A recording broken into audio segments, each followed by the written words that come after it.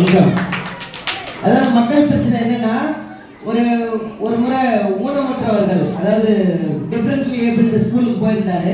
அப்போ அவங்க நடக்க முடியாம இருக்கிற அந்த கால் இருக்கும்ல, செயற்கை கால்கள், அது வந்து ஒரு 8 கேஜி 9 கேஜி முன்னாடி இருந்தது.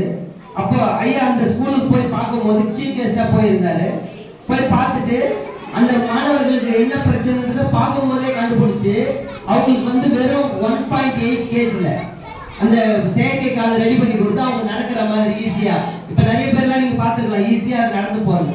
அதுக்கப்புறம் வந்து இது தெரியுமா எல்லாருக்குமே, அந்த செயற்கை காலை ரொம்ப லெஸ் வெயிட்ல பண்ணி கொடுத்தாரு. ஃபிளைட்ல யூஸ் பண்ற அலுமினியம் யூஸ் பண்ணி, ஸ்ட்ராங்கான அலுமினியம் யூஸ் பண்ணி கொடுத்தாரு. நெக்ஸ்ட் வந்து பாத்தீங்கன்னா ஆர்ச் ஆபரேஷன் கேள்விப்பட்டிருக்கீங்களா? அந்த ஸ்டண்ட், அதுல வந்து பாத்தீங்கன்னா இரும்பை வச்சு எப்படி அந்த லோயஸ்ட் பிரைஸ்ல, அதெல்லாம் முன்னாடி வந்து 8 லட்சம் 10 லட்சம் செலவாகும், அது எப்படி லோயஸ்ட் பிரைஸ்ல பண்ண முடியும்னு பண்ணி கொடுத்தாரு. அதுக்கப்புறம் வந்து பாத்தீங்கன்னா இந்தியாவுடைய அதாவது நம்ம விண்வெளி ஆராய்ச்சி ரொம்ப கம்மியா இருந்தது வரதுக்கு முன்னாடி.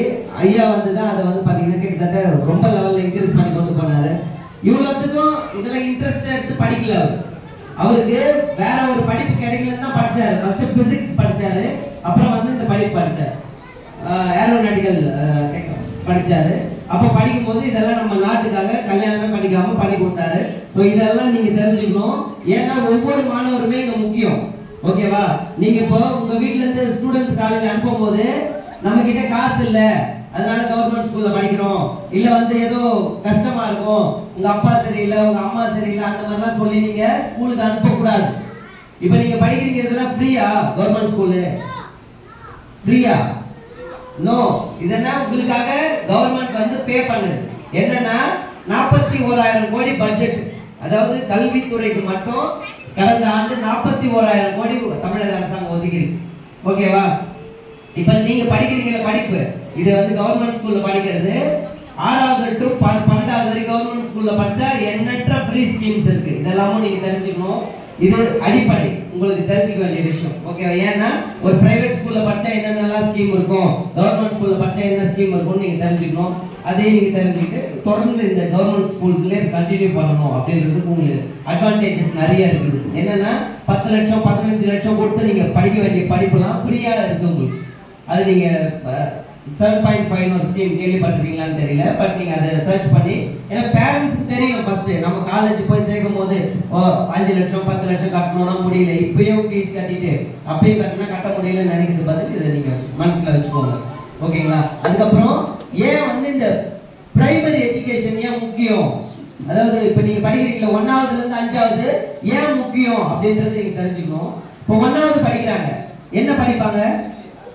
யாராவது பேரண்ட்ஸ் இல்ல 1ஆவதுல என்ன படிப்பாங்க? கரெக்டா ஆ படிப்பாங்க, ஏபிசிடி படிப்பாங்க. கரெக்டா? ஏபிசிடி அந்த மாதிரி படிப்பாங்க. அப்போ 2ஆவதுல என்ன படிப்பாங்க? 3ஆவதுல என்ன படிப்பாங்க? அதோட பெருசா படிப்பாங்க. எழுத்து கூட்டி படிக்கிறது, சென்டென்ஸ் ஃபார்மேஷன். கரெக்டா? அப்போ ஒரு ஸ்டூடெண்ட் டல்லா வராங்கன்னு வெச்சுக்கோங்க, டல் ஸ்டூடண்ட்ஸ் நீங்க ஐடென்டிஃபை பண்றீங்கன்னா அவங்களுக்கு என்ன தெரியாது? ஏபிசிடியே தெரியாது. அப்போ என்ன பண்ணிருக்காங்க?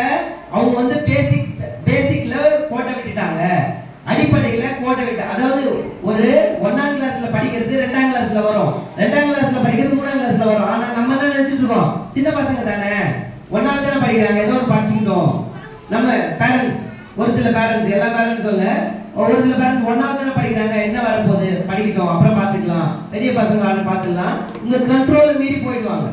கரெக்டா? சின்ன வயசுல இப்போ இந்த அளவுக்கு உட்காந்து கேட்கறாங்க, அமைதியா இருக்காங்கன்னா இந்த ஸ்டூடெண்ட்ஸ் நம்ம வந்து டெய்லி ஸ்கூலுக்கு நிறைய ஸ்கூலுங்களுக்கு போறோம், கிட்டத்தட்ட ஒரு 2000 பசங்க 3000 பசங்க இருக்கிற மாதிரி ஸ்கூல்ல பேசுற மாதிரி. அப்போ உங்களுக்கு என்ன தேவை? சின்ன பசங்களுக்கு தான் இது எல்லாமே தேவை. ஏன்னா they are wide knowledge. ஒருத்தவங்களுடைய பிரைன் வந்து பாத்தீங்கன்னா அவங்களுடைய 8 வயசு வரைக்கும் தான் அதிகமா வளருது. எல்லாருக்குமே தெரியும் இல்லையா?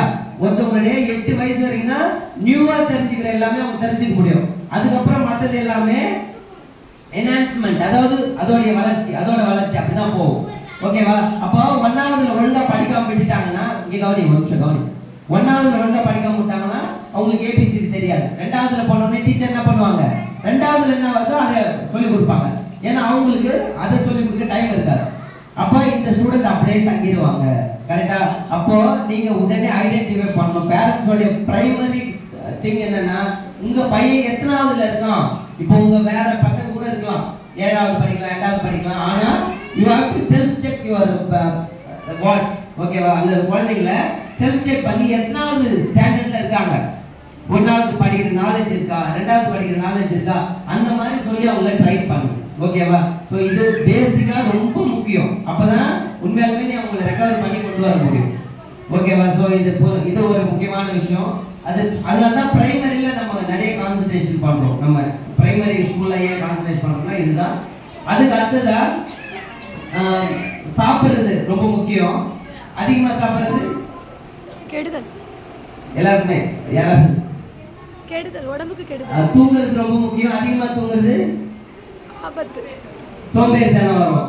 நெக்ஸ்ட் வந்து திங்க் பண்றது ரொம்ப முக்கியம். ரொம்ப திங்க் பண்றது ஸ்ட்ரெஸ் பைத்தியம் பிடிச்சிரும். கரெக்டா? அப்படி இருக்கிற பட்சத்துல ஆக்ஷன் என்ன? இப்ப நீங்க உங்க வாழ்க்கையில ஆக்ஷன் எடுக்கணும்னா ஃபர்ஸ்ட் உங்க பசங்களை நல்லா பாத்துக்கணும். கரெக்டா?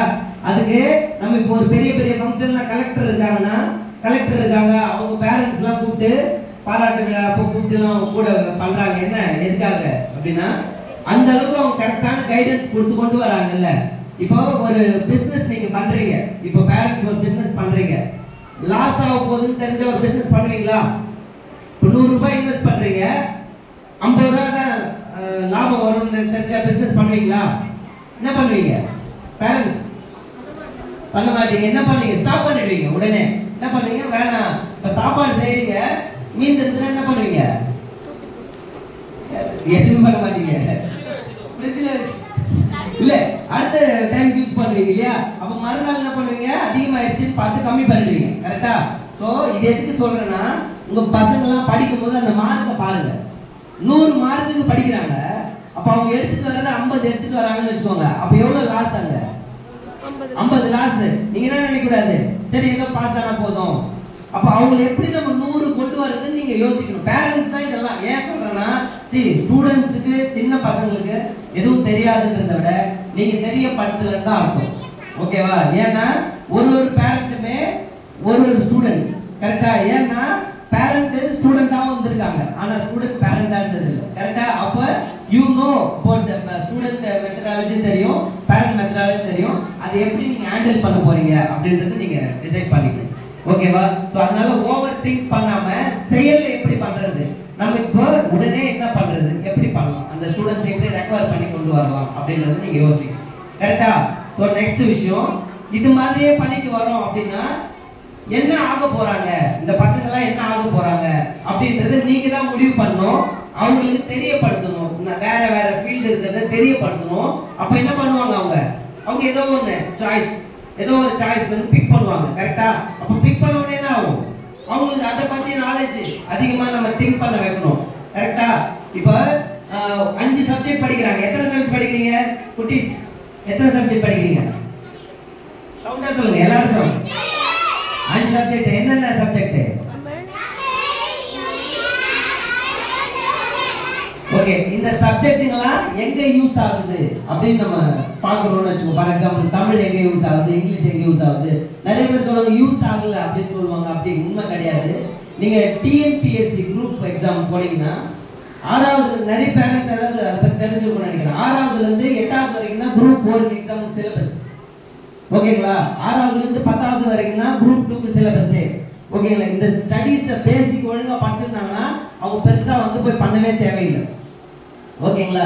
அதனால ரொம்ப முக்கியம். ஏன் இதை பத்தி முக்கியமான விஷயங்கள் இதுதான். நம்ம மற்றதெல்லாம் கூட பெருசா கான்சன்ட்ரேஷன் பண்ண வேணாம். நமக்கு என்ன இருக்கோ, இப்போ எக்ஸிஸ்டிங் என்ன இருக்குதோ அதை கரெக்டான வகையில பண்ணாலே நமக்கு எல்லாமே கிடைச்சிடும் அப்படின்றது. அப்படிதான் ஒரு அரசு பள்ளியில தான் நானுமே படித்தேன் 12வது வரைக்கும், ராணிப்பேட்டை மாவட்டம். இப்போ எம்இ கம்ப்யூட்டர் சயின்ஸ் முடிச்சு டிஎல்எஃப்ல ஒர்க் பண்ற, பிஹெச்டி கம்ப்யூட்டர் சயின்ஸ். ஒவ்வொரு மாணவர்கிட்ட நமக்கு இதே மாதிரி அரசு பள்ளியில தொடர்ந்து வந்து மாணவர்கள் மோட்டிவேட் பண்ணணும், எல்லா ஸ்டூடெண்ட்ஸுமே நல்லா வரணும் தான் இந்த மாதிரி அப்துல் கலாம் ஐயாவுடைய அந்த டேலண்ட்ஸ் எல்லாம் பண்ணி அவங்கள ஒவ்வொன்றும் கொண்டு வரோம்.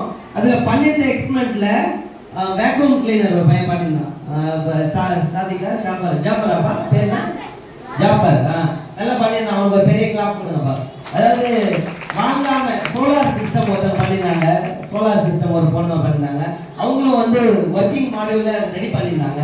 நிறைய பேர் வந்து பார்த்தீங்கன்னா ஓனா பண்ணிட்டு வந்திருக்கீங்க. எல்லாருமே ஸ்டூடெண்ட்ஸ்க்கு ரொம்ப ஒரு பெரிய கிளாப், பேரண்ட்ஸ் சைடு ஒரு பெரிய கிளாப். ஸ்டூடெண்ட்ஸ் என்னன்னா ஓனா பண்ணிட்டு வந்திருக்காங்க. நிறைய பேர் நிறைய வாங்கிட்டு வராம நிறைய பேர் பண்ணியிருக்கீங்க.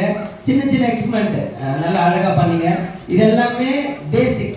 ஓகேங்களா? நீங்க ஒரு ஒர்க்கிங் மாடியூல் காட்ட தான் ப்ராஜெக்ட் இருக்கு இல்லையா? இப்போ நீங்க கம்பெனிலாம் போய் ஒர்க் பண்றவங்களுக்கு தெரியும் என்னன்னா ப்ராஜெக்ட்னாவே லைவ் மாடல்.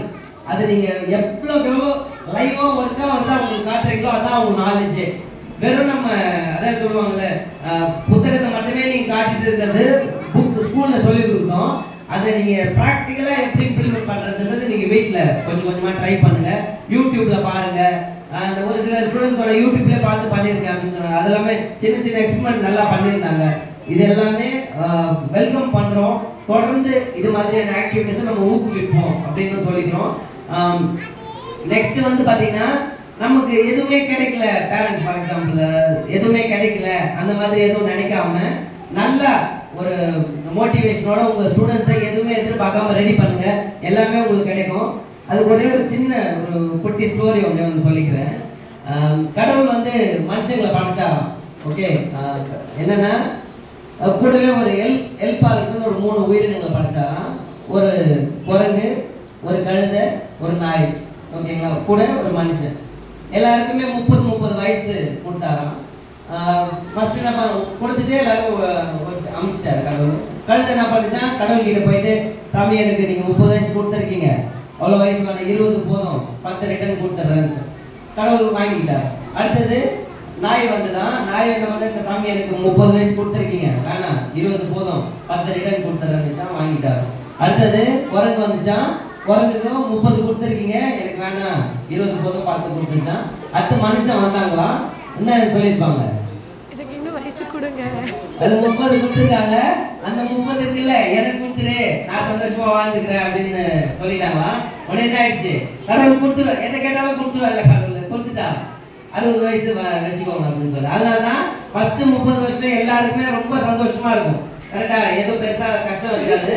30 to 40 யாருக்கிட்ட இருந்து, கழுதை கிட்ட இருந்து கடன் வாங்க வாழ்க்கை. அதனால கழுதை என்னென்னலாம் பண்ணும், கஷ்டப்படணும், பொதி சுமக்கும், அப்புறம் வந்து நிறைய உழைக்கணும். அதான் 30 to 40 உழைக்கிற வயசு. கரெக்டா? 40 to 50 யார்கிட்ட இருந்து கடன் வாங்கியிருக்காரு, நாய்கிட்ட இருந்து வாங்கியிருக்கீங்களா? அப்ப நாய் என்ன பண்ணும், ரோடா போகும் வரும். அந்த மாதிரி நம்மளுடைய 40 to 50 நாய் படாத பாடு சொல்லுவாங்க. நம்ம பழமொழியிலே 50 to 60 யார்கிட்ட இருந்து கடன் வாங்கியிருக்கு, குரங்கு கிட்ட இருந்து கடன் வாங்கியிருக்கீங்க. அப்போ குரங்கு என்னென்னலாம் பண்ணும், அதை நம்ம பண்ணணும். அந்த 50 to 60.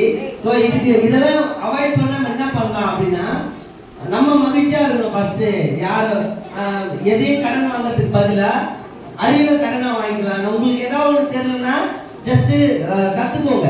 இப்போ பேரண்ட்ஸுக்கு எதுவும் தெரியல அப்படின்னு நீங்க நினைச்சீங்கன்னா கத்துக்க ட்ரை பண்ணுங்க. ஏன்னா கத்துக்கிட்டீங்கன்னா அதான் பர்மனன்ட். கரெக்டா? உங்களுக்கு நிறைய ஸ்கீம்ஸ் இருக்கு. நம்ம அப்துல் கலாம் ட்ரீம் ட்ரஸ்ட் மூலமாவே பாத்தீங்கன்னா தொடர்ந்து வந்து வேற ஸ்கீம்ஸ். இப்போ உங்க பகுதியில ஒரு 30 உமன்ஸ் இருக்கீங்கன்னா நம்மளே வந்து உங்க பகுதியில ட்ரைனிங் கொடுப்போம். அது உங்க ஏரியா பேஸ்ல என்ன உங்களுக்கு வேலை வாய்ப்பு வேணுமோ அது மாதிரி ட்ரைனிங் கொடுப்போம். இது வந்து நீங்க யூஸ் பண்ணிக்கலாம். இதே மாதிரி வேற ட்ரைனிங்ஸ்லாம் இருக்கு. ஓகேங்களா? கம்ப்யூட்டர் ட்ரைனிங் இருக்கு, உங்களுக்கு எம்ப்ராய்டரி இருக்கு, ஆரி ஒர்க், இந்த மாதிரிலாம் ட்ரைனிங் இருக்கு. இதெல்லாம் நீங்க யூஸ் பண்ணிக்கலாம். ஓகேங்களா? ஸோ இது ஸ்டூடெண்ட்ஸுக்கு தேவை ஒரு விஷயம்னா அது பேரண்ட்ஸ் மூலியமா மட்டும்தான் கிடைக்கும் அந்த உலகத்துல. உடனே ஒன்று புரிஞ்சுக்கோங்க. கரெக்டா எல்லாமே ஒத்துக்கிறீங்களா? எல்லா பேரண்ட்ஸுமே ஒத்துக்கிறீங்களா? யாராவது வேற ஏதாவது மாற்று கருத்து இருக்கா? இருக்கு உங்க பசங்களுக்கு ஒரு விஷயம் வேணா அது யாரு கொடுக்க முடியும்? யாரு? பேரண்ட்ஸ். கண்டிப்பா பேரண்ட்ஸ் தான் கொடுக்கணும். கரெக்டா? ஸோ அப்ப நம்ம அதை எப்படி கொடுக்க போறோம்னு நீங்க பிளான் பண்ணிக்கோங்க.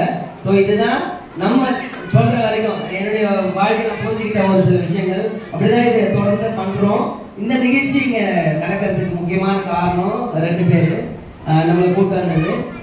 அன்னபூர்ணின்னு ஒரு பேரண்ட், ஸ்கூல் பேரண்ட், அவங்க மேம் கிட்ட சொன்னாங்க. அப்புறம் செல்வராணின்னு ஒருத்தவங்க ட்ரிபிள்எஸ் ஒரு இன்ஸ்டியூட் இருக்கு அந்த ஏரியால. ஸோ இவங்க 2 பேரும் தான் இங்க நம்மளை கூட்டு வந்தாங்க.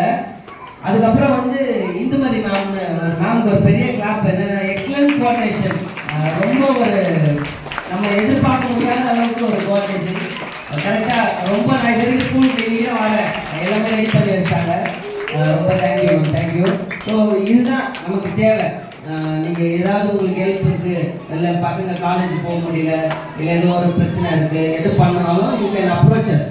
ஓகேங்களா? நம்பர் இருக்குது, நீங்கள் கான்டாக்ட் பண்ணலாம். ஓகேங்களா?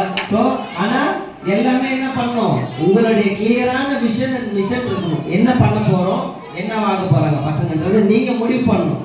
கரெக்டா? எதையுமே வடிவல் சொல்கிற மாதிரி என்ன பண்ணணும், பிளான் பண்ணி பண்ணணும். ஓகேவா? இல்லைன்னா என்ன ஆகும், ஒன்றுமே பண்ண முடியாது. ஓகேவா? ஸோ எல்லாருமே என்னோட பெரிய பிள்ளைதான் இருக்கீங்க, கொஞ்சம் சொல்கிறோன்னு நினைக்காதீங்க. என்னென்னா விஷயங்கள் வந்து அப்படி இருக்குது வெளியே. நீங்கள் உங்கள் பசங்களுக்கு ஏதோ ஒன்று சொல்லிக் கொடுக்கலன்னா அவங்க வேற ஏதோ கற்றுப்பாங்க. ஓகேங்களா? நம்ம ஏதோ ஒன்று உங்களுக்கு சொல்லி கொடுத்து அவங்களை எங்கேஜாக வச்சுக்கலன்னா அவங்க வேற கற்றுப்பாங்க. இப்போ இருக்கிற உலகம் அந்த மாதிரி இருக்கு. ஓகேவா? அப்போ நீங்களே என்ன பண்ணலாம், உங்கள் மற்ற வேலைகளும் வச்சுக்கோங்க. உங்கள் ஃப்ரெண்ட்ஸை பார்க்கறது, இதை பார்க்குறது, அதையும் வச்சுக்கோங்க. கூடவே உங்கள் பசங்களையும் ஒரு ட்ராக் வச்சுக்கோங்க. ஓகேவா? ஸோ எல்லாமே நல்லா பண்ணணும்னு சொல்லி கடவுள்கிட்ட வேண்டிக்கிறேன். இந்த வாய்ப்பை ஏற்படுத்தி கொடுத்த அனைவருக்கும் நன்றி, வணக்கம். உதவுக்கரங்கள் அந்த ட்ரஸ்ட்ல இருந்தாங்க, அவங்களுக்குமே ஒரு ரொம்ப நன்றி. பள்ளியினுடைய அந்த பொறுப்பு தலைமை ஆசிரியருக்கு ஆனந்தி மேம், அவங்களுக்கு நன்றி. ஸோ எல்லாருமே இது வந்ததுக்கான நோக்கம் இந்த மாணவர்களுக்காக தான். ஓகேங்களா? ஸோ அதுவுமே ஒரு பெரிய கிளாப் கொடுத்துருந்தோம் வந்த எல்லாருக்கும் அப்படின்னு சொல்லி கேட்குறேன். நன்றி, வணக்கம். நன்றி.